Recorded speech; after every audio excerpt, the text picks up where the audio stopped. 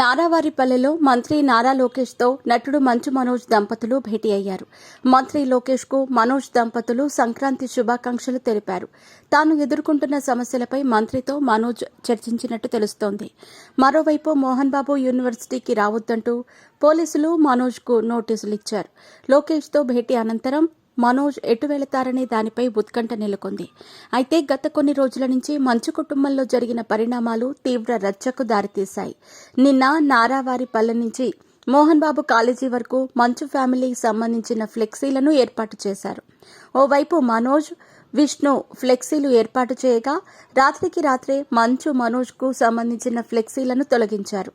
అయితే మోహన్ బాబు కాలేజీకి మంచు మనోజ్ వస్తారన్న సమాచారంతో అక్కడ భద్రతను కట్టుదిట్టం చేశారు. ప్రస్తుతం మోహన్ బాబు, విష్ణు కాలేజ్ వద్దే ఉన్నారు. దీంతో మంచు మనోజ్ అక్కడికి వస్తే తీవ్ర పరిణామాలు చోటు చేసుకునే అవకాశం ఉండటంతో పోలీసులు గట్టి భద్రతను ఏర్పాటు చేశారు. ఇప్పటికే మంచు మనోజ్కు మోహన్ బాబు కాలేజీలోకి అనుమతి లేదని పోలీసులు నోటీసుల్లో పేర్కొన్నారు. న్యాయస్థానంలో కేసున్న కారణంగా కాలేజీ ప్రాంగణంలోకి మనోజ్కు అనుమతి లేదని కోర్టు ఉత్తర్వులు మనోజ్కు అందజేశారు. పోలీసులు నోటీసులు ఇవ్వడంతో కాలేజీలోకి వెళ్లకుండానే మనోజ్ నారావారిపల్లెకు వెళ్లారు. లోకేష్తో భేటీ అనంతరం తిరిగి రంగంపేటలో జల్లికట్టు జరగనున్న ప్రాంతంకి మనోజ్ వెళ్లనున్నట్టు సమాచారం. మరోవైపు మంచు మనోజ్ కాలేజీలోకి రావద్దంటూ మోహన్ బాబు ఇప్పటికే కోర్టులో ఇంజెక్షన్ పిటిషన్ వేశారు. ఈ పిటిషన్ను కోర్టు పరిగణలోకి తీసుకుని అనుమతినిచ్చింది. దీంతో మనోజ్ కాలేజ్ వద్దకు వెళ్లిన సమయంలో పోలీసులు ఆయనను అడ్డుకున్నారు.